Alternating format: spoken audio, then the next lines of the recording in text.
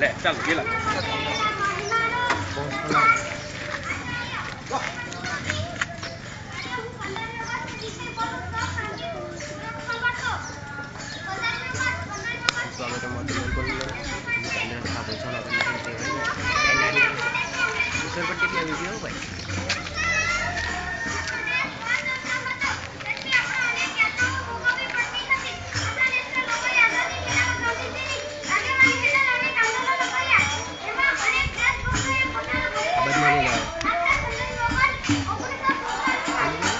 Big बाजार Reliance fresh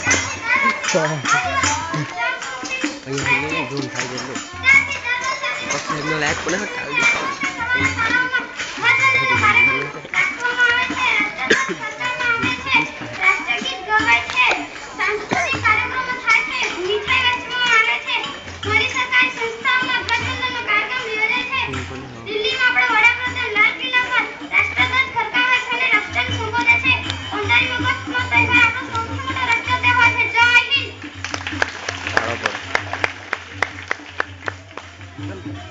चल बोला क्या समझा चल बोलिए यार बोला तो हम लोग भी दोस्त करे बोला था बात नहीं मानो ઈશ્વરનું કરવું એટલે દેવતાઓએ એનો ધર્મ અને સચ્ચાઈ જો એની પસંદગી લાવવાનું તો એક દેવતો વેશ બદલીને સાધુ બનીને રાજાની ઘરે ભીખ માંગવા આવ્યો. રાજાની ઘરમાં જે કંઈ હતું તે સાધુના સાધુએ ફરીવાર માંગ્યું. રાજાએ પોતાની 10 દાસીઓને વેચી દીધા અને જે કંઈ ઉપજ્યું તે સાધુના હાથમાં આપ્યું. સાધુએ કહ્યું, મહારાજ, આટલામાંથી મારું કામ થઈ શકે નહીં. હવે તો પાસે બગી રહે છે, તેના પાસે જઈને ભીખ માંગ. રાજાનો ભિખારી બગી પાસે ભીખ માંગે તેની રાજાને શરમ આવે એટલે રાજાએ પોતે કિલો મૂક્યો અને સાધુની માંગણી પૂરી કરી. સાધુ તેની ઘરે ચાલતો થયો. બગીએ રાજાને સ્મશાનમાં કામ પર મોકલી દીધો. બગી સ્મશાનમાં ચિતા સળગાવવા, દેવતાપવા અને મરદા બાળવા આવનારા પાસે વેરો વસૂલ કરવાનું કામ કરતો હતો. થોડા દિવસો પછી હરિશ્ચંદ્રને એકને એક દિવસે બગીને પણ સ્મશાનમાં વૈકુંઠમાં લઈ ગયા.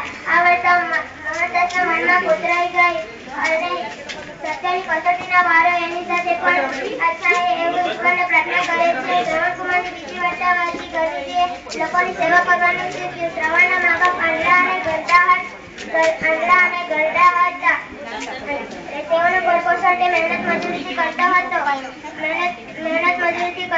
નસીબમાં એવું લખ્યું હશે કે શ્રવણ તેના ઘરડા મા બાપના માટે નદી કિનારે પાણી ભરવા જાય અને દશરથ શિકારી કરવા નીકળ્યો હોય. કોઈ હરણ પાણી પીવા આવ્યું હશે એવું કહી દશરથ રાજાએ દૂરથી તીર છોડ્યો અને શ્રવણને વાગ્યો. શ્રવણ પકડાયો અને તે ધડપડવા તેમજ ભૂખોવાથી કળશવા લાગ્યો. મળતા પણ શ્રવણના ઘરડા મા બાપનો વિચાર આવતો હતો. શ્રવણે કહ્યું, મારા માતા પિતા પાણી પી રહે પછી તેમને મારી વાત કહેજો. દશરથ રાજાએ શ્રવણના મા બાપને પાણી પીવડાવ્યું અને પછી શ્રવણની વાત કરી. આ વાત સાંભળતા શ્રવણના માતા પિતા ત્યાં મરી ગયા. દશરથ રાજાએ શ્રવણ અને તેના મા બાપને ચિતા સળગાવી અને ત્રણેયને અગ્નિને સોંપી દીધા.